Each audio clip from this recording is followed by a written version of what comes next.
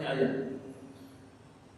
Wa 'alal mauludi lahu, dan kewajiban ayah pemilik anak ya, rizquhunna wa kiswatuhunna bil ma'ruf, menanggung nafkah dan pakaian mereka dengan cara yang patut atau dengan cara yang sesuai kebiasaan ya. Jadi ini menunjukkan bahwa Allah Subhanahu wa taala menegaskan ayah adalah pemilik anaknya, pemilik penuh anaknya, dan punya kewajiban penuh terhadap anak. Kalian dari hadis An Jabir ibn Abdullah radhiyallahu anhu, dari Jabir ibn Abdullah, semoga Allah meridhoi keduanya, anna rajulan qala ya Rasulullah, ada seorang laki-laki, seorang sahabat datang kepada Rasulullah sallallahu alaihi wasallam ya. Dalam hadis cerita tentang sahabat enggak pernah disebut nama kecuali yang baik-baik aja ya. Jadi ini sahabat datang kepada Rasulullah, faqala ya Rasulullah, innali malan wa waladan. Saya punya harta dan punya anak. Ya Rasulullah, saya punya harta dan punya anak. Wa inna abi yuridu ayyashtaha mali. Ayahku selalu menuntut hartaku. Ya, datang ke rumah minta duit, nak minta duit, ya.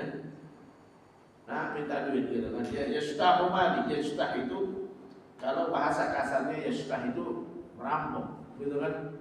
Ya, ayahku ya selalu menuntut harta dariku. Faqala sallallahu alaihi wasallam, Nabi bersabda, anta wa maluka li abika, kata Nabi. Engkau dan hartamu milik ayah. Milik ayah. Ya. Jadi ayah memiliki anak dan hartanya. Ya, dan hartanya, memiliki anak dan hartanya. Tapi bukan berarti boleh ayah semena-mena ambil harta anaknya, bukan. Ya, tapi anaknya kalau ayahnya butuh uang dan memang butuh, wajib dia kasih. Ya, wajib dia kasih. Termasuk juga kalau ayah ngasih uang ke anak, boleh ditarik lagi sama ayahnya. Kalau ayah ngasih uang ke anak, boleh ditarik lagi, ya. Nah, ini motor buat kamu nih, hadiah dari bapak. Besok kata bapaknya, nah, balikin lagi kuncinya, STNK-nya, BPKB-nya. Loh, udah dikasih, balikin lagi. Balikin. Ya. Karena jangankan dirinya, hartanya pun milik ayahnya. Apalagi kalau itu hadiah dari bapaknya. Kalau hadiah dari bapaknya berhak untuk tarik kembali. Berhak ditarik kembali. Jadi nggak boleh seorang anak ya, kalau dikasih hadiah sama bapaknya lalu bapaknya minta lagi, oh pak udah dikasih, ya wajib dia balikin lagi.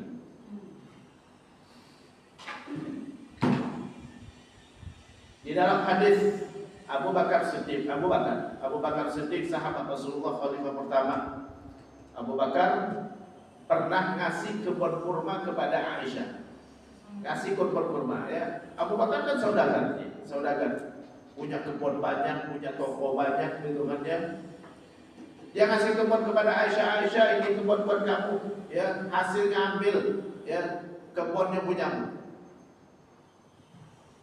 Lalu Abu Bakar menjelang meninggal, dia bilang kepada Aisyah, kebun yang pernah bapak kasih, mau bapak tarik lagi? Kalau mau ngambil hasilnya sekarang ambil, ya. Setelah itu menjadi milik bapak lagi.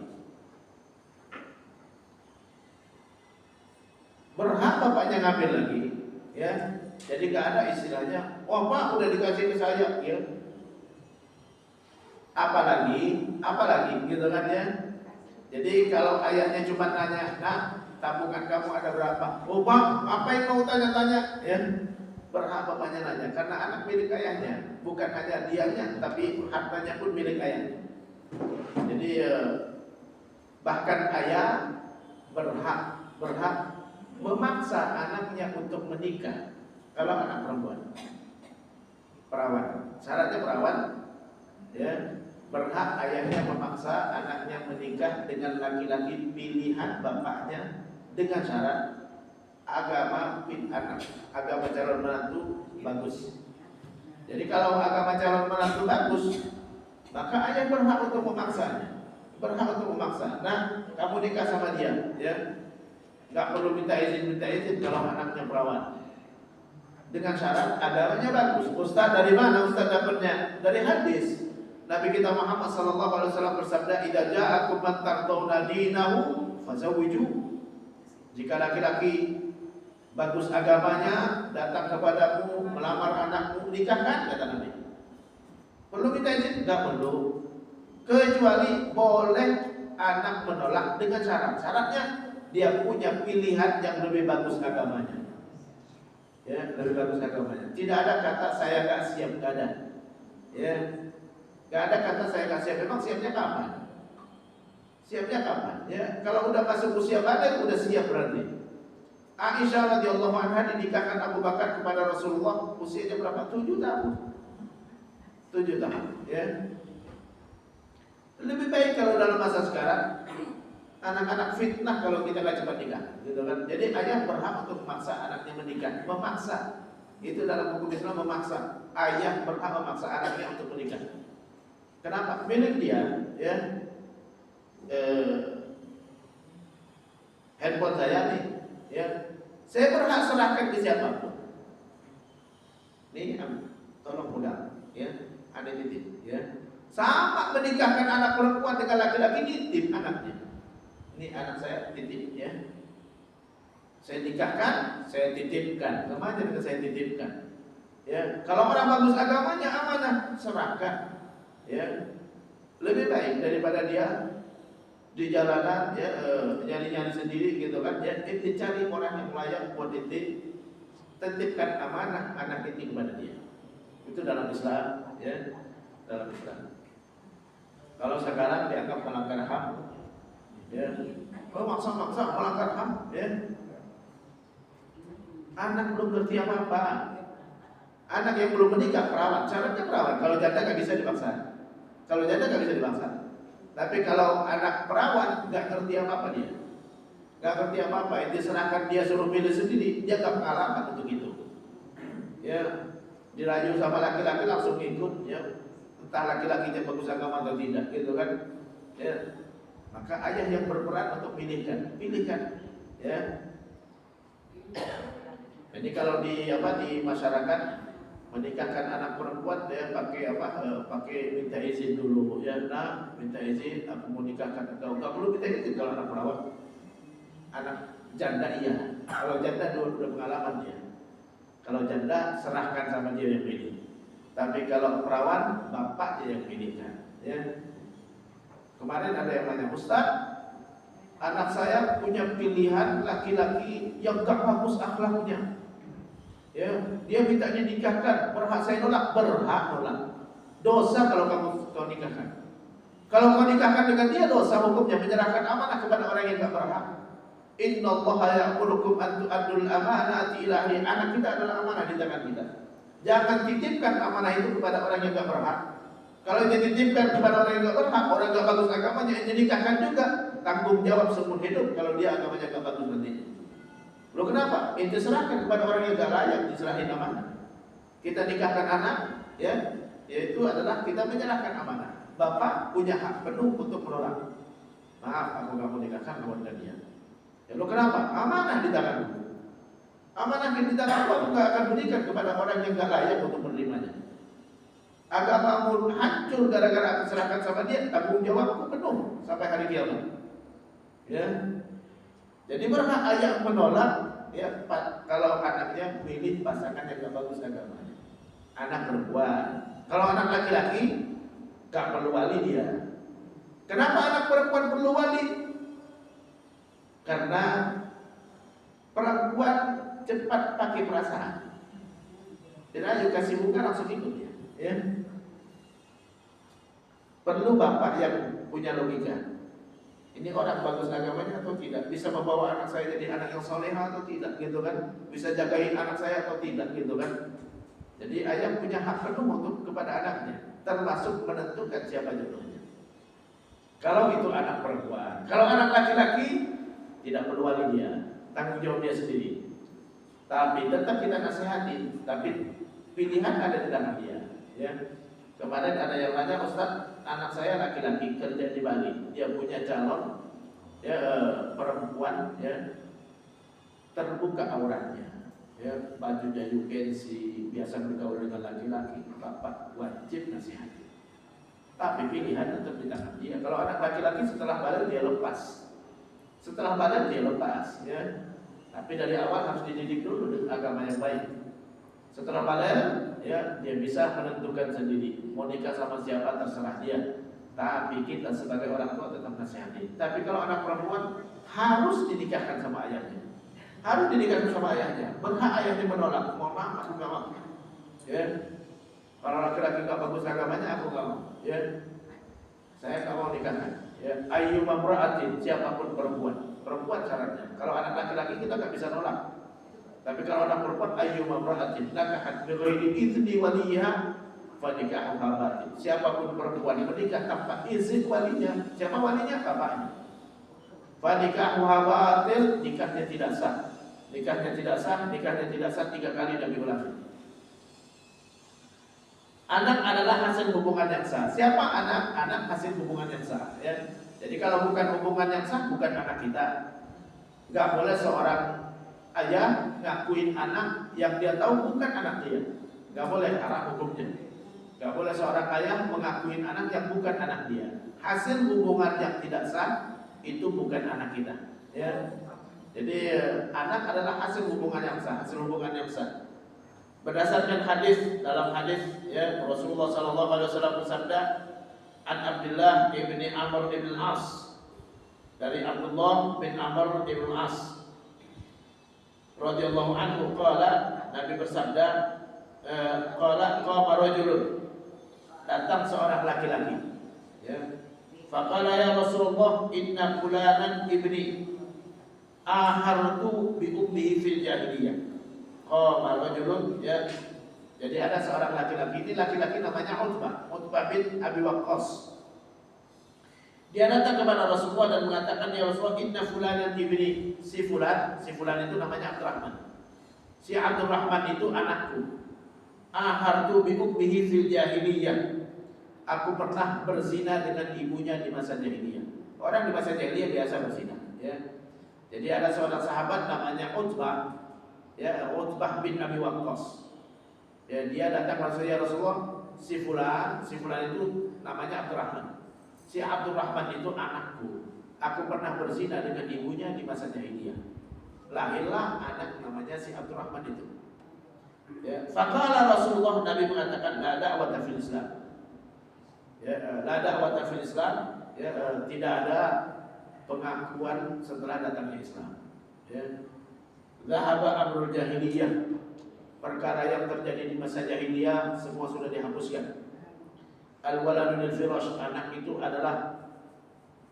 adalah milik laki-laki yang berhak bersetubuh dengan ibunya. Kalau inti berzina tidak berhak. Ya.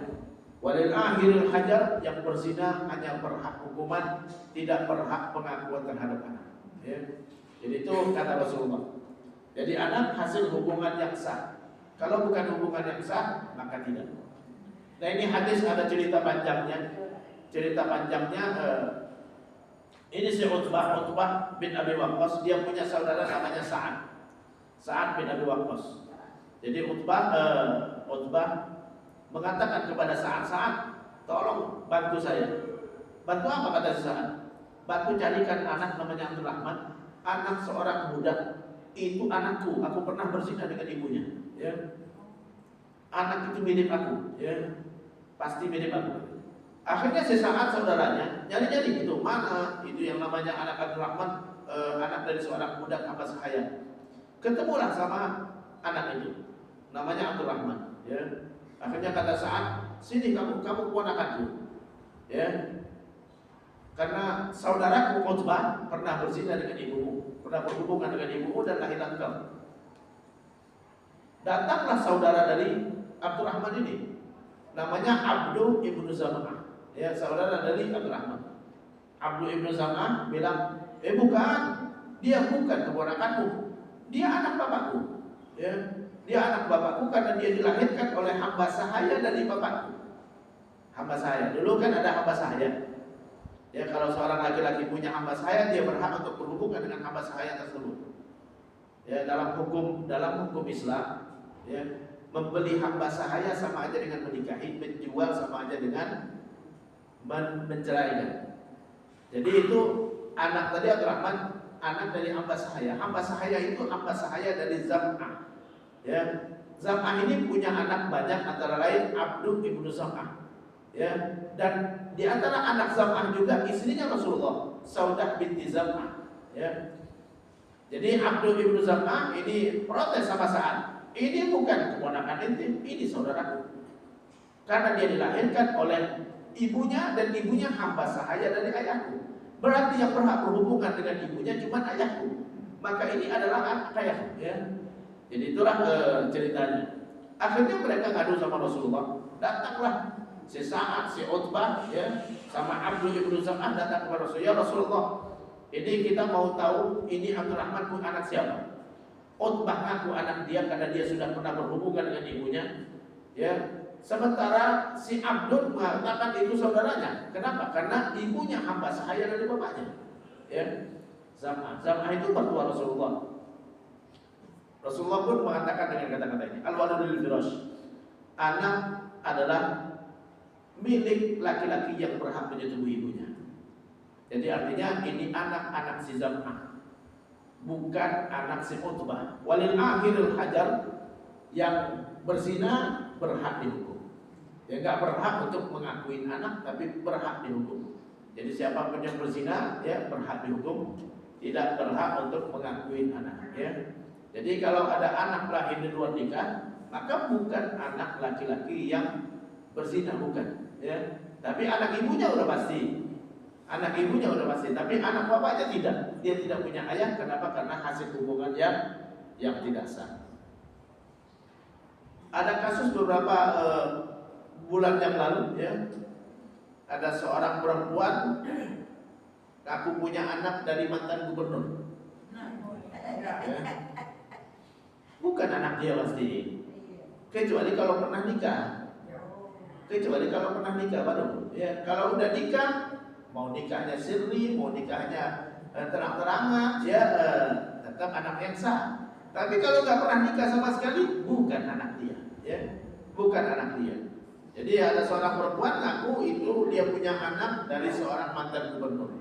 Kalau dalam hukum Islam, ini perempuan dihukum karena dia sudah ngaku berzina. Ini perempuan dihukum, nggak usah pakai pengadilan lagi, nggak usah.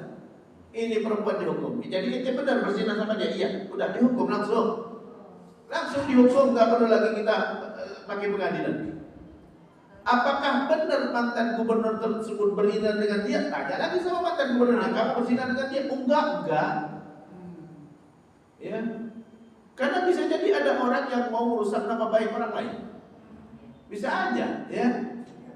Ini nggak boleh kita langsung percaya gitu aja. Ini yang ngaku berzina dihukum karena dia sudah ngaku. Untuk membuktikan kejahatan seseorang itu salah satu dari 3 hal. Pertama, pengakuan nomor 1. Kalau orang ngaku, nggak perlu lagi bukti yang lain, nggak perlu lagi kesaksian, nggak perlu lagi di sidang-sidang. Ini orang dihukum. Lo kenapa? Dia ngaku berzina udah. Dia udah ngaku berzina, ya. Jadi langsung dihukum. Kalau orangnya nggak ngaku, perlu saksi. Tapi susah untuk mendatangkan saksi berzina. Karena saksi berzina harus melihat kejadian perzinaan dengan mata kepala sendiri 4 orang, ya, melihat batang celak masuk ke lubang celak, gitu kan susah itu, ya. Jadi untuk membuktikan kejahatan zina susah, saksinya harus 4, melihat dengan mata kepala sendiri, ya. Jadi melihat dengan mata kepala sendiri seperti batang celak masuk ke lubang celak. Enggak mungkin, ya. Enggak mungkin bisa terjadi seperti itu. Itu saksi. Saksi enggak ada yang menyaksikan itu mantan gubernur, enggak ada melakukan perbuatan zina. Yang ketiga bukti yang lain. Bukti yang lain apa? Tes DNA. Ternyata setelah tes DNA bukan anak dia. Bersihkan nama baik mantan gubernur. Karena 3-tiganya nggak ada. 3 cara membuktikan kejahatan seseorang. Pertama, pengakuan. Ente mencuri, iya, selesai, nggak perlu saksi lagi. Kalau dia bilang saya mencuri, gitu kan ya. langsung hukum gitu kan. Mana barang curian dibalikin, ya ente potong tangan gitu kan.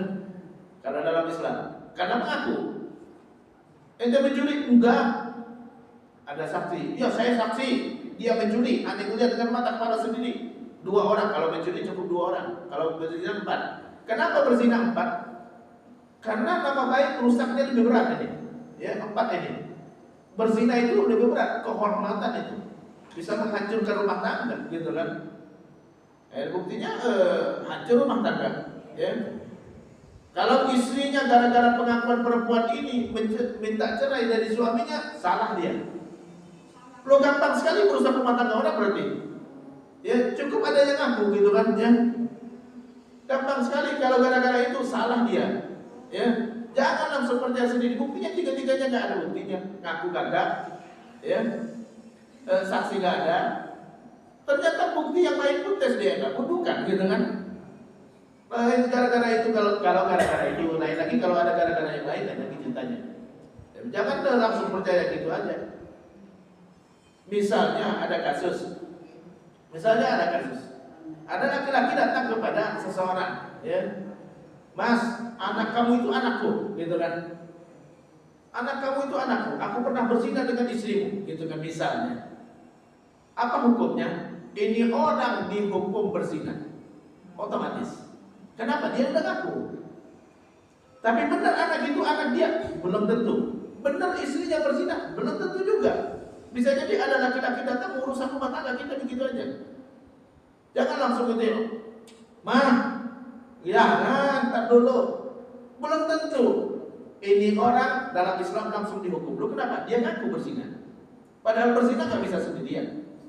Ya. Siapa perempuan teman dia berzina? Ntar dulu. Ente ngakunya berzina sama siapa? Sama istri saya. Mah kamu berzina sama dia? Enggak, udah. Pengakuan nggak ada berarti. Perlu saksi. Cari saksinya, gitu kan ya? Cari saksinya, saksi 4 melihat kejadian perzinaan baru bisa dibuktikan. Ya, 4 saksi dulu. Nggak ada saksinya, nggak mungkin ada saksi karena menyaksikan perbuatan zina dengan mata kepala sendiri seperti batang celak masuk ke lubang celak. Nggak mungkin, ya. Tes DNA ternyata bukan anak suaminya, selesai. Ente nggak usah curiga sama istri. Ya, bisa jadi datang laki-laki mau merusak rumah tangga itu bisa aja. Jadi ibu-ibu kalau datang laki-laki lalu ngaku-ngaku atau perempuan ngaku-ngaku, jangan langsung percaya. Karena bisa jadi datang orang memang mau merusak rumah tangga ini. Nah ini hal yang sepele sekali. Jadi kalau ada laki-laki datang kepada seseorang lalu bilang anakku, aku pernah berzina dengan istrimu, gitu kan ya. Ini orang kalau dalam Islam, hukum Islam kalau diterapkan langsung dihukum. Ya. Kenapa? Karena dia mengaku pelaku zinanya dia. Berarti dia sudah berzina. Kalau dia sudah menikah dirajam, kalau dia belum menikah dicambuk.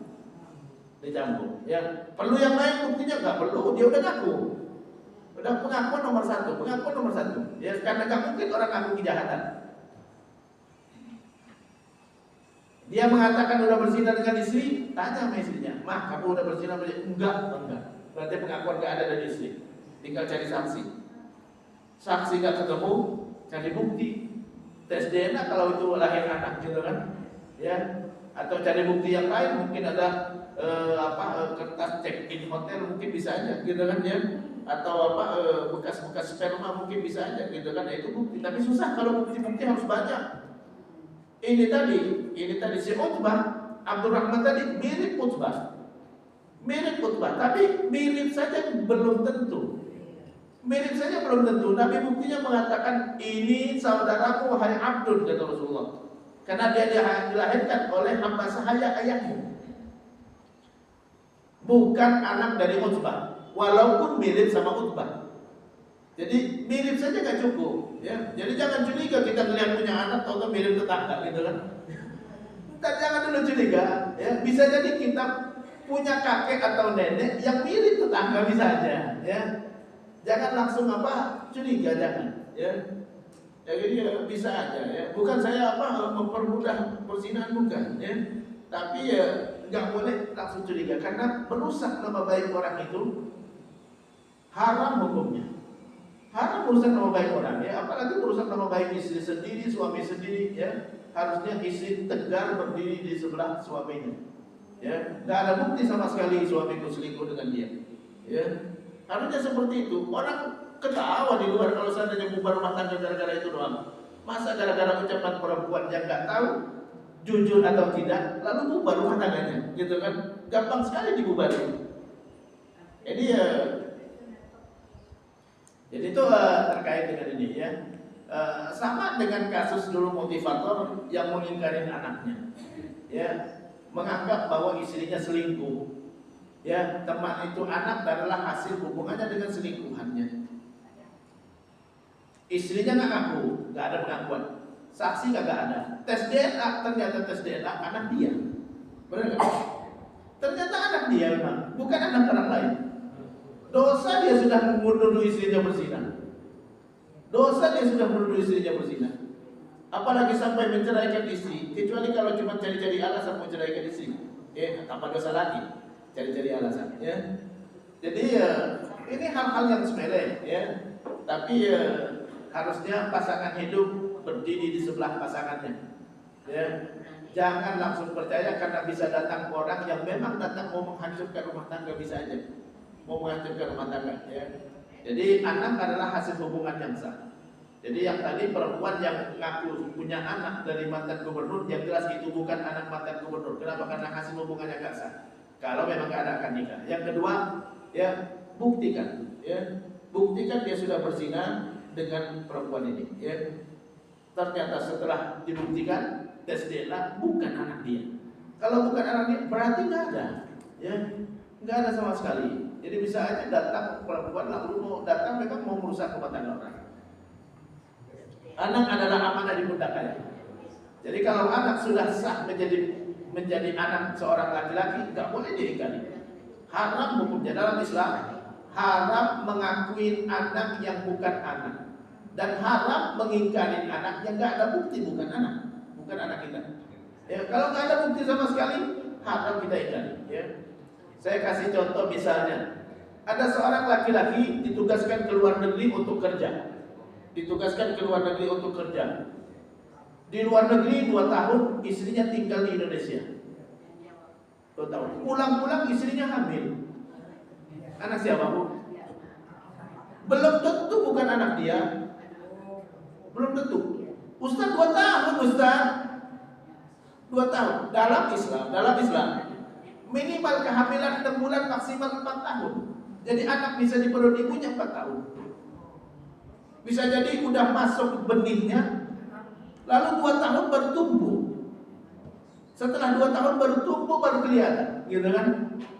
Bisa terjadi yang seperti itu. Jadi minimal 4 tahun, minimal 6 bulan, maksimal 4 tahun. Jadi kalau suami pulang 2 tahun di luar negeri, pulang istrinya hamil, entar dulu. Jangan nanti marah dulu sama istri, entar dulu, ya.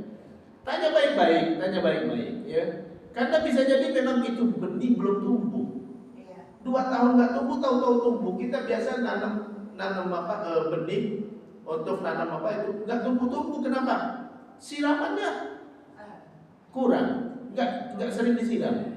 Harus disiram juga, ya. Lain 2 tahun nggak nyiram gimana, gitu kan, ya? Setelah datang langsung disiram, langsung gitu kan, ya. Jadi harus disiram juga, ya. Kalau kita punya masukin biji jeruk gitu kan, untuk nanam jeruk gitu kan, nggak disiram lah, nggak tumbuh. Inti harus siram juga, gitu kan. Lalu pas disiram langsung gitu kan, ya, bisa aja. Kalau dalam Islam 4 tahun, ya. Artinya jangan curiga sama istri setelah 2 tahun ditinggal tahu-tahu hamil. Bukan berarti saya mengatakan nanti cari buktinya, cari bukti yang lain, ya. Tanya sama dia, aku enggak Mas, saya enggak berhubungan sama siapapun. Udah, cari saksi-saksi kalau ada, gitu kan, dengar gitu kan, berita-berita. Enggak usah juga nanya-nanya orang, enggak usah. Ya, kalau ada bangkai dicium juga nantinya, gitu kan. Yang ketiga cari bukti setelah lahir, ya udah, ya. Mah, pokoknya anak ini lahir, ya, kita lahirkan nanti setelah lahir tes DNA. Biasa tes DNA kan. Tes DNA sama anak gede berarti. Ya. Anak ente, ya. Sama dengan misalnya ada laki-laki nikahin perempuan. Setelah 6 bulan lahir anaknya. Entar dulu, jangan curiga, karena dalam Islam minimal kehamilan 6 bulan. Itu dalilnya Quran. Wa hamluhu wa fisaluhu 3 syahran, kata Allah. Masa kehamilan dan masa menyusui 30 bulan. Ya, masa menyusui 24 bulan. Berarti masa kehamilan 6 bulan, gitu kan? Berarti bisa orang perempuan hamil 6 bulan lahir. Ya, Ustaz nggak mungkin, biasanya memang 9 bulan. Ada masa minimal, ada masa maksimal. Minimal 6 bulan, maksimal 4 tahun, biasanya 9 bulan. 9 bulan itu yang biasanya. Tapi bisa 4 tahun dan bisa 6 bulan. Jadi laki-laki nikah dengan perempuan, tahu-tahu setelah 6 bulan lahir anaknya. Loh kok 6 bulan gitu kan? Jangan curiga dulu. Karena bisa jadi ada benih tumbuhnya cepat. Ada benih tumbuhnya cepat. Jadi itu sama aja dengan nanam. Nisa'ukum harthun lakum, istri kalian sawah ladang buat kalian. Ada yang tanahnya subur cepat gitu kan ya. Ada yang tanahnya enggak subur, harus disiram banyak, disiram-siram baru tumbuh. Ya. Jadi ya enggak sama antara satu perempuan dengan perempuan lain. Jadi 6 bulan lahir, entar dulu. Ente boleh curiga boleh, tapi jangan ngomong dulu lah, ya. Jangan ngomong, jangan langsung bubar rumah tangga gara-gara itu. Karena belum tentu bukan anak ente juga, karena bisa jadi benihnya cepat tumbuhnya, ini tanah subur sekali. Ya, langsung dilemparin benih langsung gitu kan ya. Langsung 6 bulan lahir langsung, gitu kan bisa aja. Jadi ya jangan curiga dulu ya. Ajakkan aja istrinya ya, loh kok 6 bulan bisa lahir gitu kan ya. Oh itu apa biasa gitu kan ya. Ya nggak ngaku gitu kan ya. Jadi saksi nggak ada mungkin gitu kan, nggak ada dengar gitu kan dia pernah hamil sebelumnya, sebelum akan nikah gitu kan. Ya lahir tes DNA anak ente ya udah ya. Jangan gara-gara lahir setelah 6 bulan langsung bubar rumah tangga. Jadi ketika dalil di atas menetapkan bahwa anak milik ayahnya. Jadi tidak boleh, haram hukumnya seorang ayah mengakui yang bukan anaknya. Sebagaimana juga haram hukumnya seorang ayah mengingkari anaknya yang tidak ada bukti yang kuat itu bukan anaknya. Kecuali ada bukti yang kuat itu bukan anaknya, setelah tes DNA ternyata bukan anaknya, ini baru ya. Dan wajib ayahnya menjaganya, wajib seorang ayah menjaga anaknya. Yang wajib mengurusin anak dari sejak lahir sampai menikah kalau anak perempuan, sampai balik kalau anak laki-laki, itu adalah ayah. 100% ayah, ya. 100% ayah, bukan ibunya. Adapun ibu taat sama suami. Ibu taat sama suami, ya. Maka kasih asi, ya. Ma cebokin, ya. Antar di sekolah, ya. Masakin makanannya, masakin, gitu kan. Istri taat sama suami. Kalau udah bukan suaminya, dia berhak bilang, sekarang kamu yang masakin, ya. Ada yang mau nikah lagi. Bukan kewajiban ibu dalam Islam. Saya bicara hukum Islam. Tidak ada kewajiban ibu terhadap anak, enggak ada. Tapi dia ngurusin anak taat sama suami. Masih karena taat sama suami. Nabi dalam hadis bersabda, "Idza shallatil mar'atu khamsaha." Kalau seorang perempuan sudah salat 5 waktu, wa shamat syahraha, udah puasa Ramadan, wa hafizat nafsaha, udah jaga kehormatannya, udah pakai jilbab, udah jaga hubungannya dengan laki-laki yang lain tidak dilakukan gitu kan. Wa ata'at zawjaha ta'ala suami, dakhalat jannata rabbiha min ayyi babin sya'at, masuk surga dengan dari pintu manapun dia mau. Tidak ada di situ dan ngurusin anak enggak ada ngurusin anak ya. Jadi dia ngurusin anak taat sama suami ya. Taat sama suami. Dia harus ngurusin anak kalau suaminya perintahkan. Mau anak dia ataupun bukan. Mau anak dia ataupun bukan. Bisa jadi suaminya punya anak dari perempuan lain dari rumah, urusin ya. Taat sama suami, dia dalam rangka taat sama suami, bukan karena itu anaknya, bukan ya, karena taat sama suami. Mau anak dari dia ataupun dari orang lain, ya dia urusin. Ya, mah, ini anak saya juga nih, ya dari perempuan lain nih, tolong urusin, ya. Jadi bukan dia kewajibannya terhadap anak, bukan. Kewajibannya taat sama suami. Lakukan apa yang diperintahkan oleh suami selama itu masih dalam batas yang wajar, ya. Jadi ayah punya kewajiban ngurusin anak, menjaganya dari sejak bayi. Wajib ngasih ASI. Kalau ibunya nggak punya ASI, carikan ASI yang lain. Ya, kalau ibunya karena ada perempuan yang nggak keluar ASInya, carikan ASI yang lain. Ya.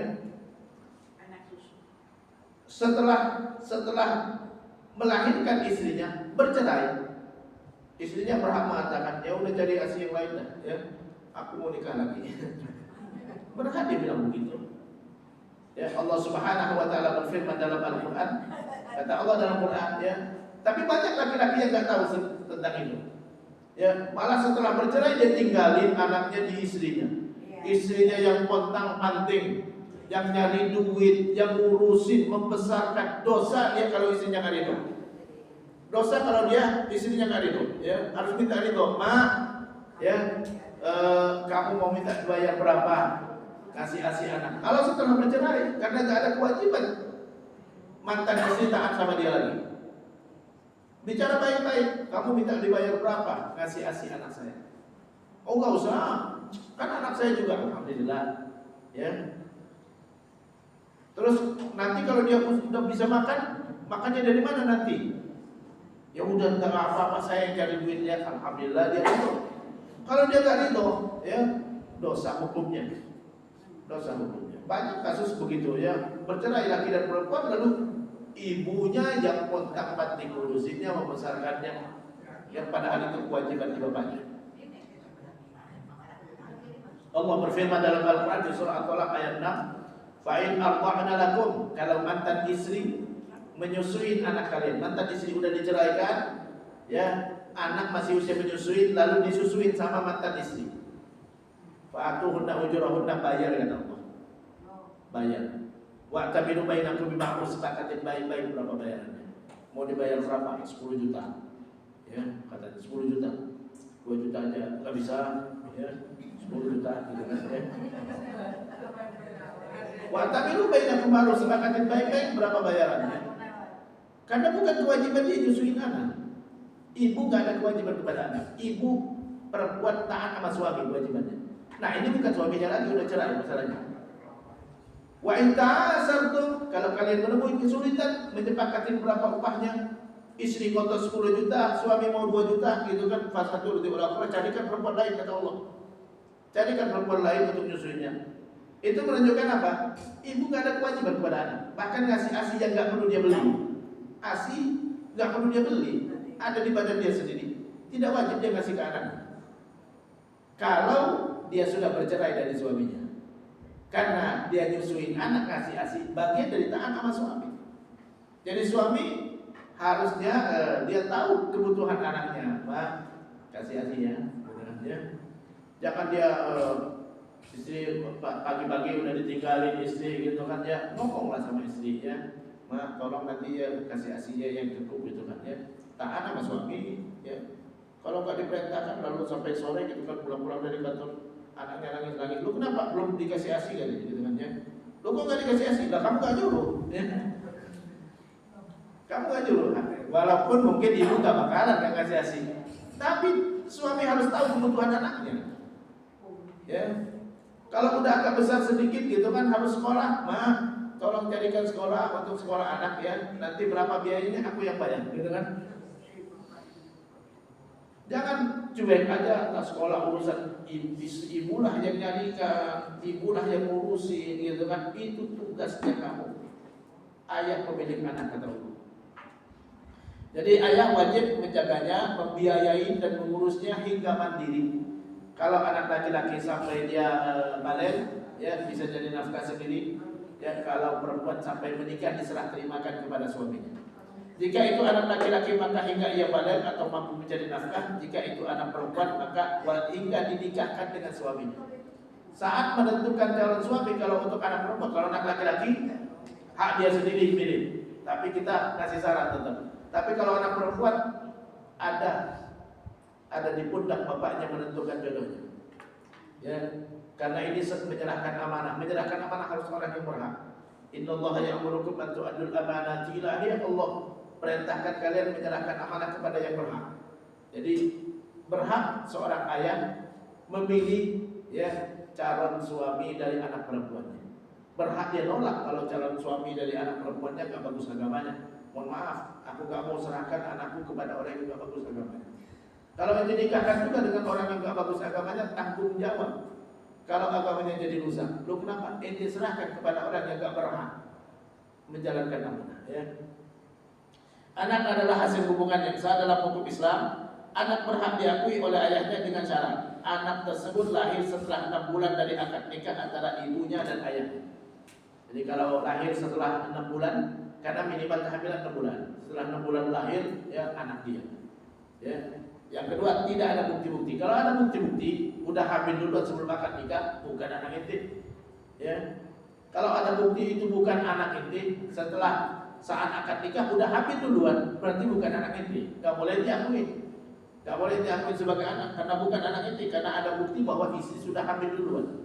Tapi kalau nggak ada bukti sama sekali, ya bisa jadi ada perempuan kita nikahi, atau ada laki-laki menikahi perempuan yang sudah hamil duluan, tapi dia sembunyikan, ya.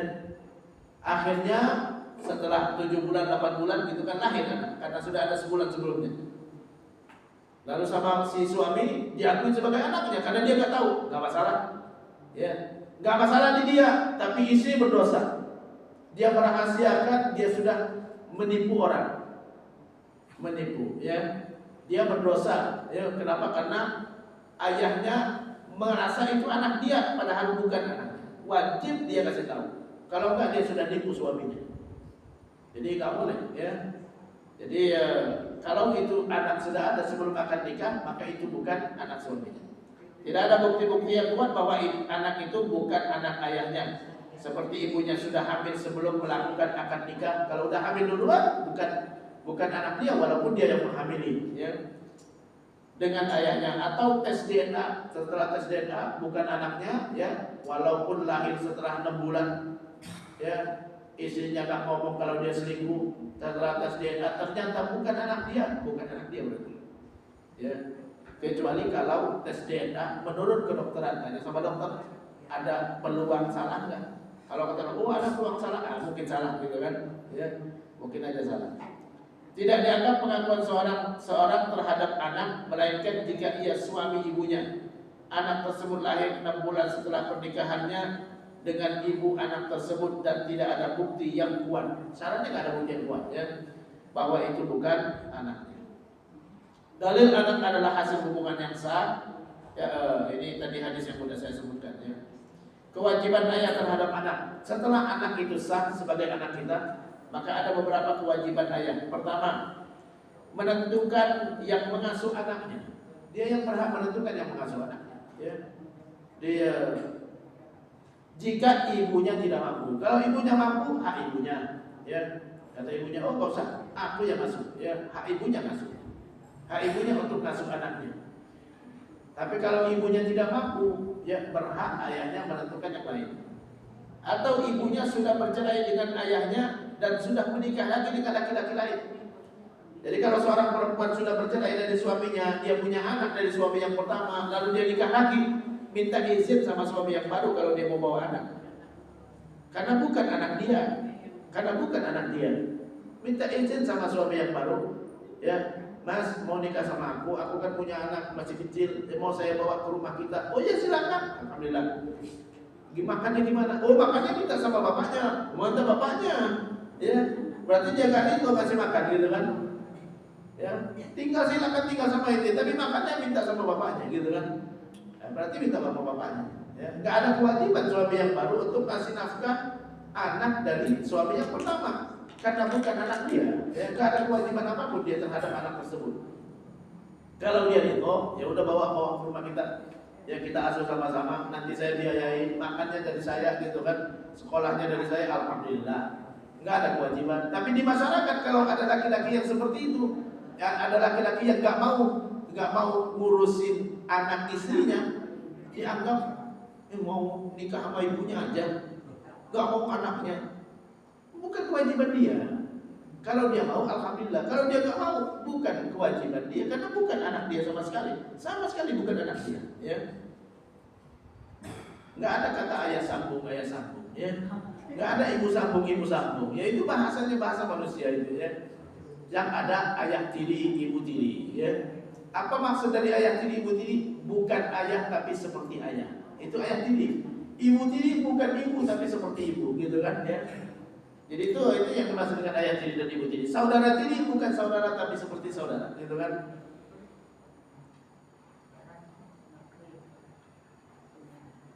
Memberikan ASI dan nafkah untuk anaknya, ya. Kewajiban ayah memberikan ASI.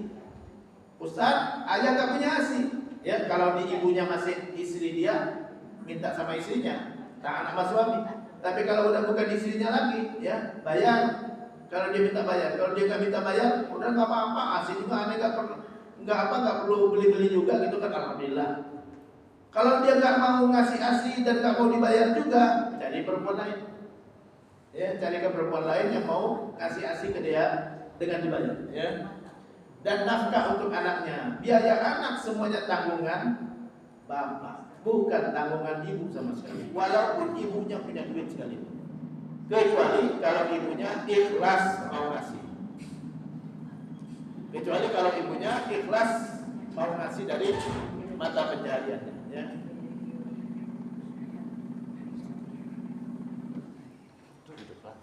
Halo. Memberikan ASI dan nafkah. Nafkah itu apa? Kebutuhan pokok, baik sandang, pangan, papan, ya.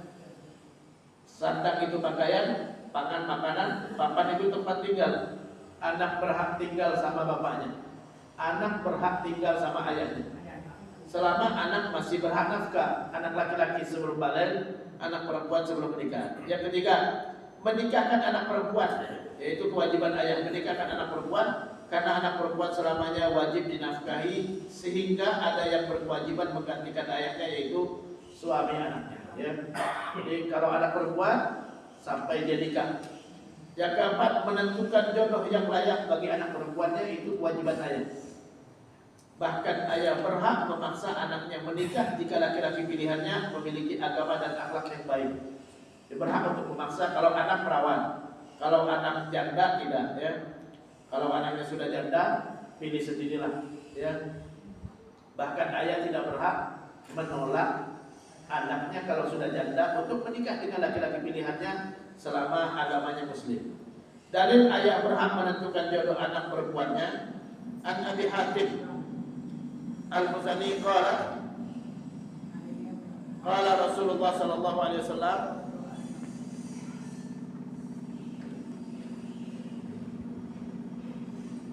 idza ja'akum man tardawna dinahu, sama.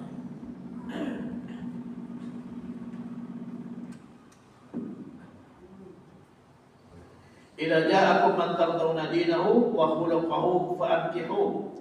Jika datang laki-laki yang kalian ridho atau puas dengan agamanya dan akhlaknya, fa'ankihu, maka nikahkan. Jadi kalau ada laki-laki yang bagus agama, nikahkan.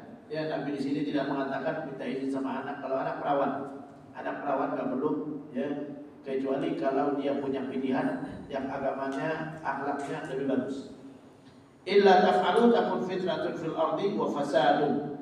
Kalau itu tidak nikahkan dengan laki-laki yang bagus agamanya, maka akan terjadi fitnah dan kerusakan, ya, di muka bumi. Qala ya Rasulullah, in kana fihi, qala idza ja'akum man tardawna dinahu wa khuluquhu fa'ankihu thalatha marratin. Nabi ulangi ucapan itu sampai 3 kali. Ya, jika datang yang bagus agamanya, nikahkan. Jika ada yang bagus agamanya, nikahkan. Artinya patokan utama adalah agama, ya. Ayah berhak menolak pilihan anak, ya. Ayah berhak menolak pilihan anaknya jika pilihan anaknya tidak bagus agama dan akhlaknya. Karena anak adalah amanah di tangan ayahnya, maka ia tidak boleh menyerahkan amanah kepada orang yang tidak berhak mengembannya. Seringkali terjadi di masyarakat, ibu setuju, ayah tidak setuju. Jadi yang mana? Bapaknya tetap. Kan milik ayahnya. Ayahnya yang menentukan. Ya, ibu cuma sarankan kepada bapaknya, gitu kan, ya, lu terima aja, gitu kan. Tapi faktornya harus faktor agama. Bapak berhak untuk menolak kalau nggak ada agamanya nggak bagus. Jadi ibu ya banyak kasus masyarakat seperti ini ya. Kemarin ada yang nanya ke saya, Ustaz, ibunya setuju, bapaknya nggak setuju. Dengar kata-kata bapaknya. Karena bapak pemilik anaknya ya. Yang cuma berhak menikahkan bapak, nggak bukan ibu ya. Tapi kalau saran ibunya bagus, sebaiknya bapaknya dengarkan ya. Dengarkan. Kalau dia nikahkan dengan laki-laki yang nggak bagus agama, lalu rusak agama anaknya, tanggung jawab dia sendiri. Ibu nggak akan ditanya di hari kiamat tentang anaknya. Ibu nggak ditanya tentang anak di hari kiamat. Cuma ditanya tentang anak suami enggak, gitu kan? Cuma itu aja. Jika anak memaksa dan meminta yang lain menjadi walinya, maka nikahnya tidak sah. Kalau laki-laki pilihannya nggak bagus agamanya, ayahnya nggak merestui, lalu dia minta nikahkan sama orang lain, nggak sah nikahnya. Ya, karena harus izin dan restu dari orang tua. Ayah berhak meragukan keislaman calon menantunya jika ia mu'allaf. Banyak sekali kasus laki-laki masuk Islam gara-gara mau nikah. Ya. Nah ini ayah harus benar-benar jeli. Ini karena mau nikah atau memang mau masuk Islam. Dia berhak menolak, maaf, aku nggak mau nikahkan sama engkau. Ya, karena tidak ada bukti bahwa kamu masuk Islamnya memang dari diri sendiri. Ayah berhak meragukan keislaman mu'allaf jika ada kemungkinan dia masuk Islam hanya untuk menikah. Betapa banyak kasus masuk Islam karena mau nikah, habis itu murtad lagi.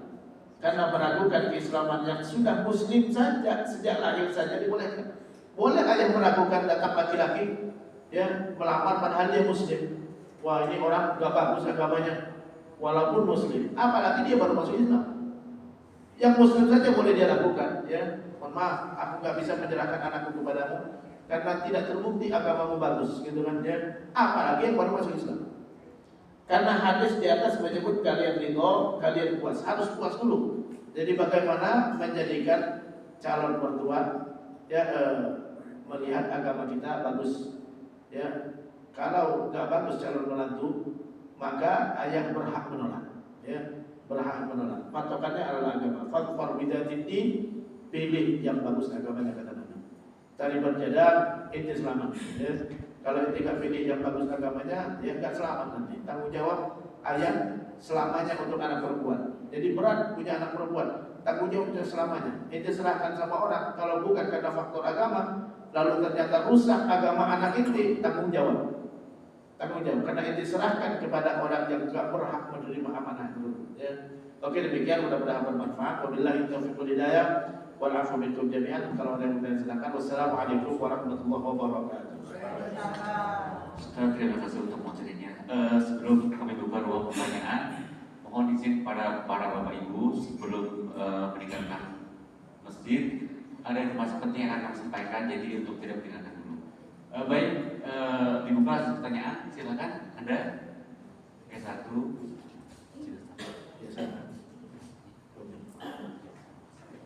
Ada yang lain? 2, 3, ibu.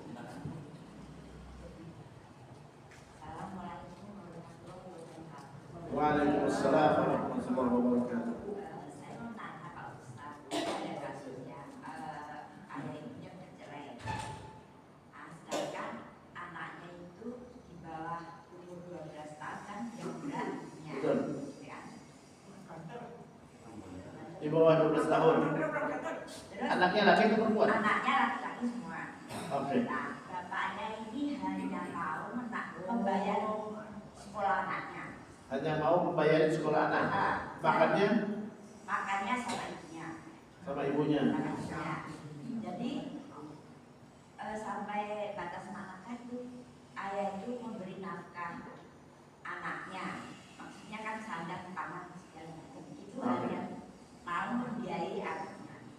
Terus kalau namanya anak, kalau kadang-kadang kan bapaknya, kadang-kadang ibunya, itu ayahnya itu selalu ibu ini. Kenapa? Ibu itu ya maksudnya agak menjelekan lah.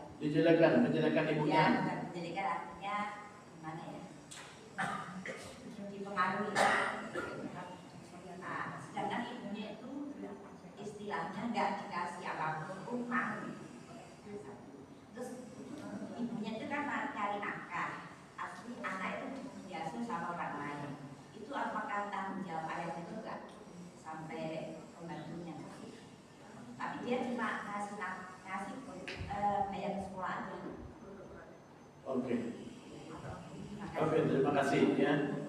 Ada lagi yang lain? Saya catat dulu. Silakan. Assalamualaikum warahmatullahi wabarakatuh. Waalaikumsalam warahmatullahi wabarakatuh. Jadi ada kasus Ustaznya, dia ngambil anak, tapi pakai akte kelahirannya itu pakai nama ibu bapak angkatnya. Itu gimana Ustaz? Terima kasih. Bitnya ke bapak angkat.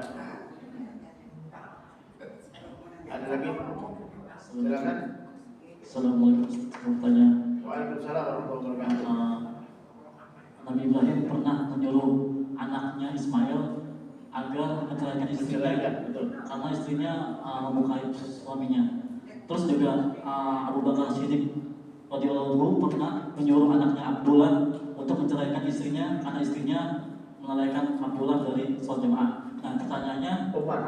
ya Umar, pertanyaan, bolehkah seorang ayah menyuruh anak laki-lakinya untuk menceraikan istrinya karena sifat istrinya jelek? Itu yang pertama, Ustaz. Yang kedua, di dalam surat An-Nur ayat 6 Allah berfirman, dan orang-orang yang menuduh istrinya berselingkuh tapi tidak punya saksi, maka bersumpah dengan 4 kali dan 1 kali laknat.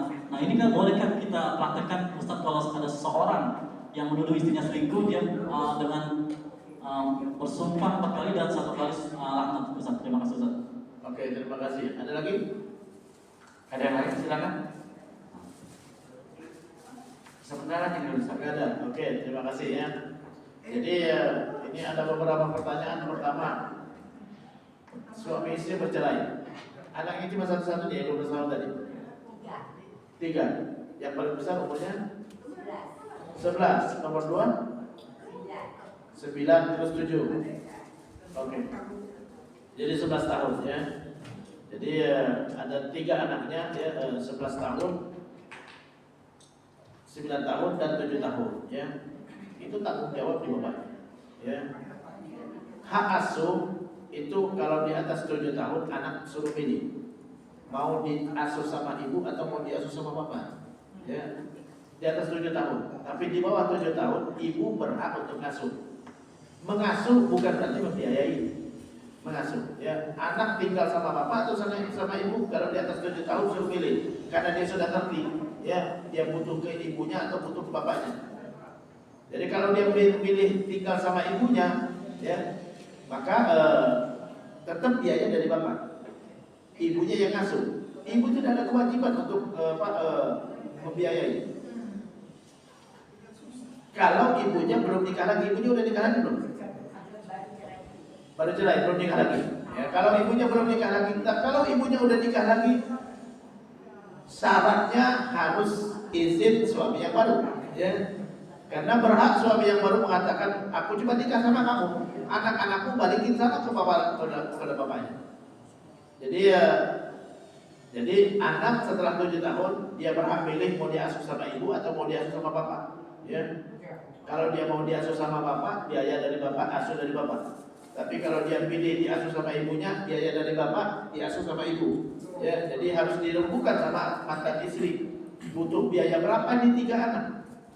Nah, dia cuma membiayain sekolah saja tidak. Dia harus biayain makannya juga, kebutuhannya juga. Bukan hanya sekolah, ya. Jadi makannya berapa ini 3 orang gitu kan ya. Kalau seandainya tidak dibiayain makannya, lalu ibunya pontang-panting, dosa hukumnya. Itu bisa dianggap hutang. Hutang harus dilunasi, ya. Jadi kalau seandainya mantan suami nggak punya uang buat membiayain, ya bisa bicarakan, ya. Udah deh, saya belum mampu, tapi hitung aja berapa. Per bulan butuhnya berapa, nanti saya bayar kalau saya sudah mampu. Jadi seperti itu, ya. Jadi itu dianggap hutang. Dianggap hutang yang wajib dibayar oleh suami. Kalau nggak bayar, hukumnya nggak bayar hutang. Orang yang nggak bayar hutang bisa nggak masuk surga. Ya kata Nabi, nggak akan masuk surga siapa yang meninggal sementara dia masih punya hutang yang belum dia lunasi. Ya. Jadi salah kalau dia hanya membiayai.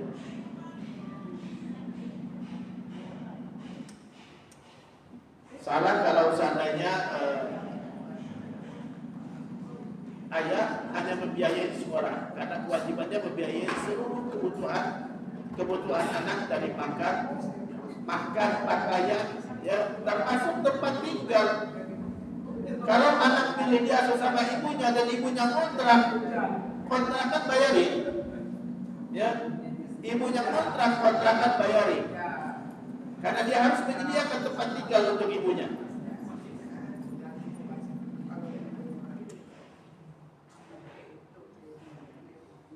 Nah itu terkait dengan pertanyaan pertama. Yang kedua, menjelekkan mantan istri. Menjelekkan orang lain di belakang dosa, ya dosa. Harus minta maaf sama yang bersangkutan.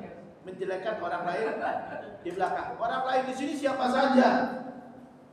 Orang lain di sini siapa saja. Menjelekkan suami, menjelekkan istri, menjelekkan mantan istri, mantan suami, dosa sama dengan orang lain. Dalam kehidupan rumah tangga, kalau masih utuh rumah tangganya, perlakuan kita kepada suami sama dengan orang lain di luar.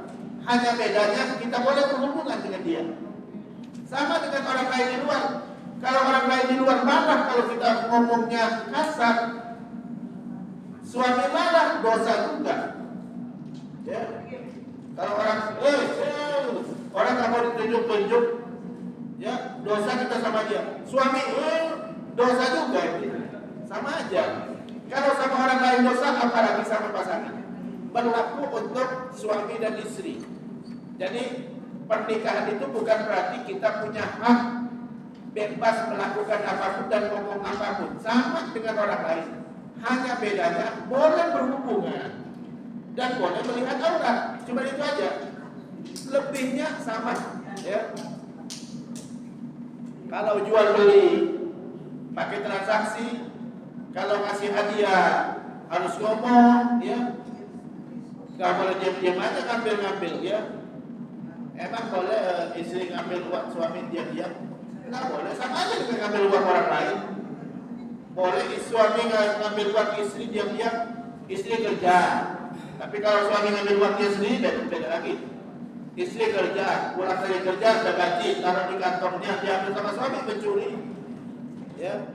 Jadi dalam Islam hubungan suami istri, ini suami istri, apalagi sudah jadi mantan, sama dengan orang lain. Jadi kalau sama orang lain kita menjelekkan dia di belakang dosa, wajib minta maaf, sama mantan istri pun sama, ya.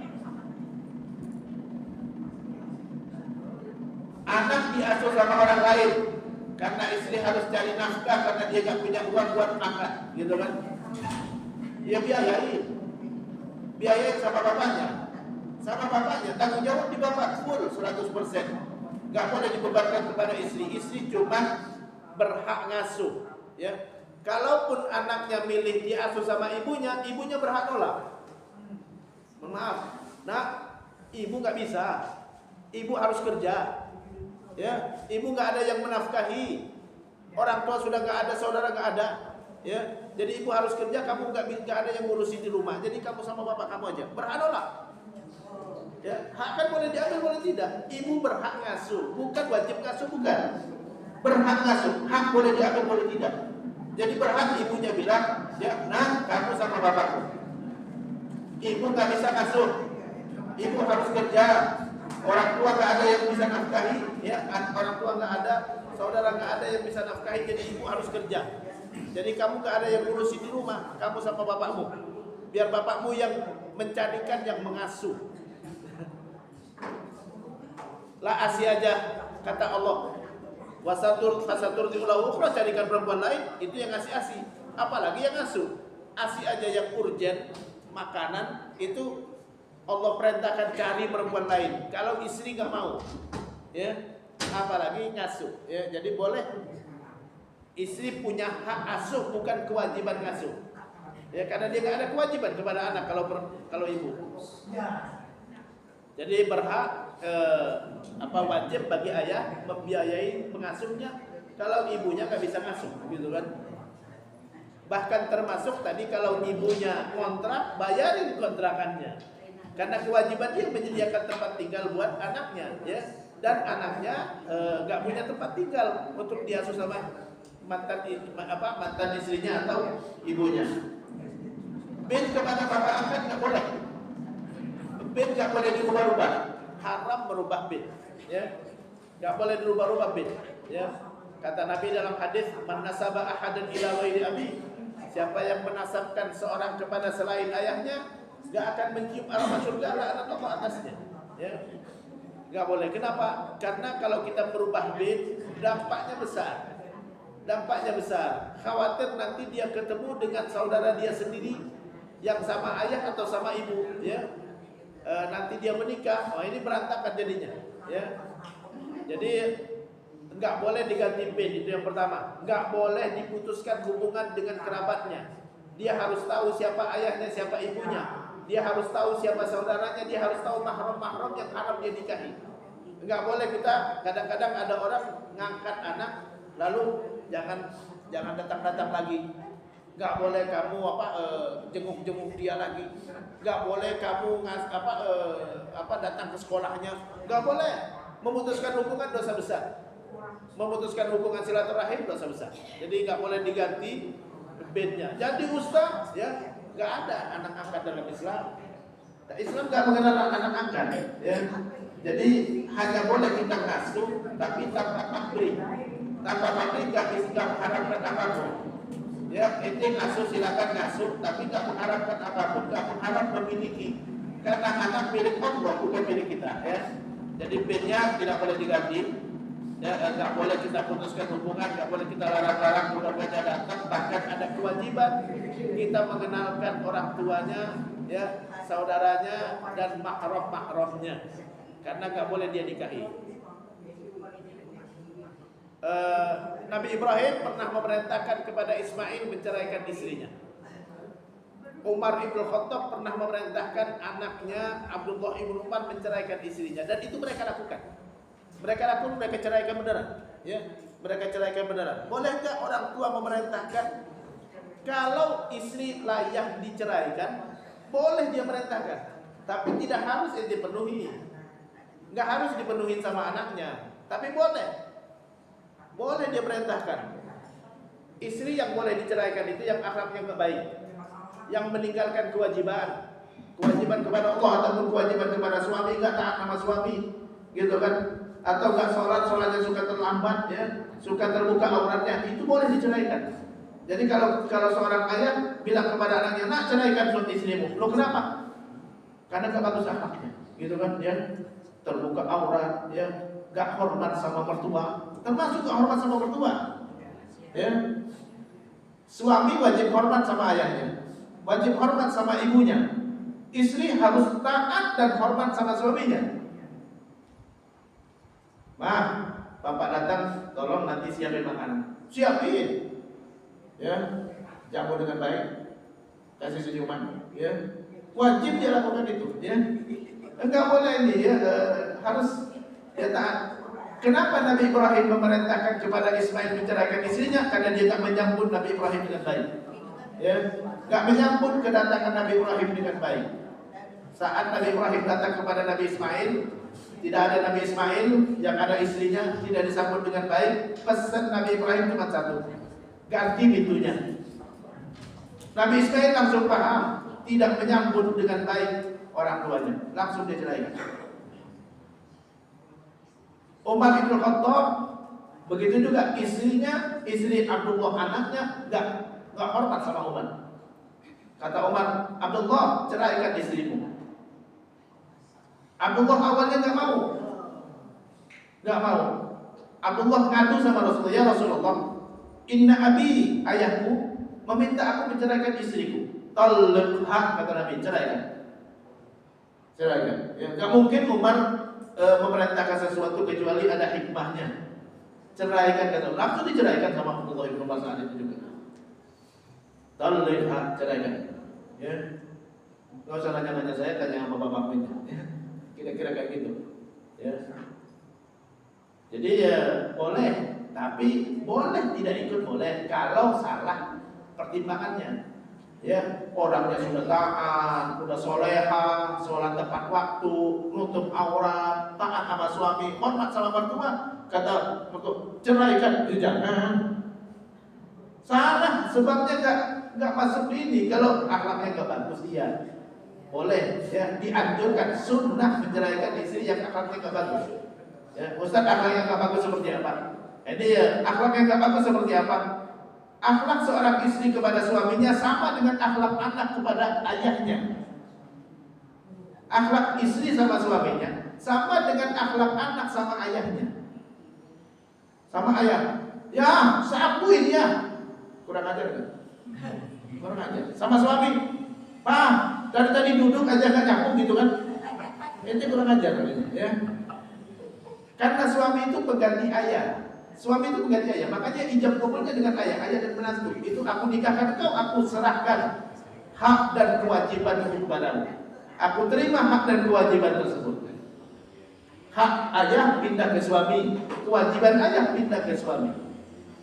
Haknya ayah, kalau ayah berbeda pendapat dengan suami, dengan kata-kata suami, maka akan diserahkan kepada suami. Jadi kalau akhlaknya nggak bagus, sunnah diceraikan. Ya, Ustaz, ukuran akhlaknya nggak bagus. Akhlak istri sama suaminya sama dengan akhlak anak sama ayahnya. Ya, sama dengan akhlak ayah, anak sama ayahnya. Kewajiban suami kepada istrinya sama dengan kewajiban ayah kepada anaknya. Ya, sama, kewajibannya juga sama. Ayah dulu nyayangin, ayah dulu selalu dengarkan, selalu musap-musap kepalanya, gitu kan ya, selalu merangkul-rangkulnya, meluk-meluknya. Itu juga yang dilakukan oleh suami. Itu yang dibutuhkan perempuan dari suaminya, pengganti ayahnya, ya, yang menggantikan posisi ayah. Itulah yang diinginkan oleh seorang istri dari suaminya. Sama persis. Akhlak sama juga. Makanya di Indonesia, setelah nikah cium tangan, lu kenapa? Itu cium tangan sama bapak ente, ya. Oh, nggak mau cium tangan? Coba depan bapak ente, berani nggak mau cium tangan? Ya, berani nggak cium tangan sama bapak? Gitu kan? Tapi bapak kayak mana? Nggak ada kata bapak kayak mana. Bapak manapun ente cium tangannya, ya. Nggak ada kata bapak seperti apa, Ustaz? Nggak ada kata bapak seperti apa. Suami seperti apa? Nggak ada suami seperti apa. Kalau saya nggak mau, minta cerai. Ya, nggak ada kata, oh suami seperti apa, Ustaz? Nggak ada kata seperti itu. Dia suamimu, pengganti ayahmu. Serah terima udah sama dengan ayah. Serah terimanya sama ayah udah. Ya. Kata ayah, aku nikahkan, aku serahkan hak dan kewajiban kepadamu. Aku terima nikahnya, aku terima hak dan kewajiban tersebut.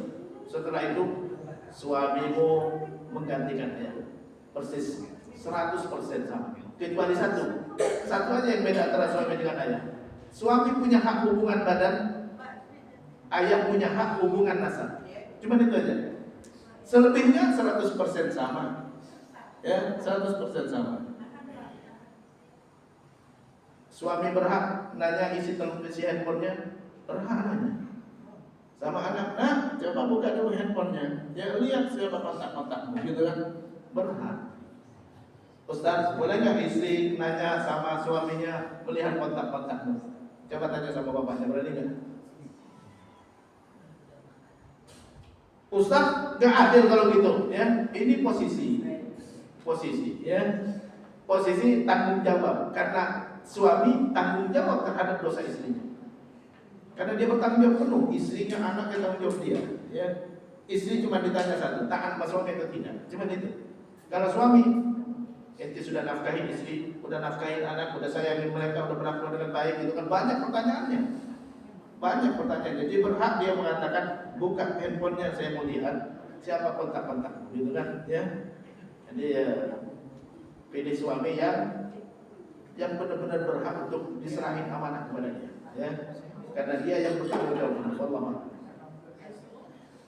Kemudian tadi ayat walladzina yamuna azwajahum, ya, itu ayat yang mengatakan kalau suami menuduh istrinya berzina, maka sumpah 5 kali. Sumpah 5 kali. Sama itu, menuduh istri berzina atau menuduh anak bukan anak dia. Ya, dia bersumpah 5 kali. Tapi sumpah di sini harus di depan hakim. Tidak di rumah enggak, ya. Di depan hakim punya kewajiban untuk mendamaikan dulu. Jadi kalau seorang suami nuduh istrinya berzina, maka kamu udah selingkuh. Selingkuh sama siapa? Sama si Anu, ya. Adukan ke pengadilan, di depan pengadilan bersumpah 5 kali. Kalau nggak bisa didamaikan, pengadilan punya kewajiban ya, kamu mau tarik tuduhannya enggak? Kalau mau tarik ya udah selesai, pulang kamu. Ya. Kalau nggak bisa juga didamaikan, sumpah 5 kali, suami sumpah 5 kali, istri sumpah 5 kali, itu namanya li'an. Ya, termasuk nuduh istri tidak mengakui anak. Ya, suami bilang kepada istrinya gitu kan ya, ini anak yang kamu lahirkan bukan anakku. Ini istri ngadu ke pengadilan, adukan ke pengadilan, nanti pengadilan mendamaikan. Kamu mau tarik tuduhanmu atau tidak? Kalau kamu nggak tarik tuduhan, harus bersumpah 5 kali. Ya, bersumpah 5 kali. Suami bersumpah 5 kali. Aku bersumpah wallahi demi Allah itu bukan anakku. Demi Allah itu bukan anakku. Sampai yang kelima, demi Allah kalau aku bohong, laknat Allah atasku. Istri sumpah juga, demi Allah ini anakmu. Demi Allah ini anakmu. Ya, sampai 4 kali yang kelima, demi Allah kalau ini bukan anakmu, laknat Allah atasku. Setelah itu pernikahan mereka selesai. Nasab anak itu tidak dinasabkan kepada ayahnya karena sudah diingkari sama ayahnya. Itu lihat yang ada di surah apa tadi? Surah An-Nur, ya. Surah An-Nur terkait dengan suami menuduh istrinya berzina. Jadi enggak sembarangan suami boleh menuduh istrinya berzina karena berakibat li'an. Li'an berakibat pernikahan selesai. Oke, sampai di sini. Ada yang mau nanya lagi? Ada yang lain silakan Bapak Ibu. Cukup Ustaz. Oke, kalau cukup mudah-mudahan bermanfaat. Yang benar dari Allah dan Rasulnya, yang salah adalah kekhilafan saya sendiri. Saya mohon maaf semanapun. Kita tutup dengan doa kafaratul majlis. Subhanakallahumma wa bihamdika asyhadu an la ilaha illa anta astaghfiruka wa atubu ilaik. Wassalamualaikum warahmatullahi wabarakatuh.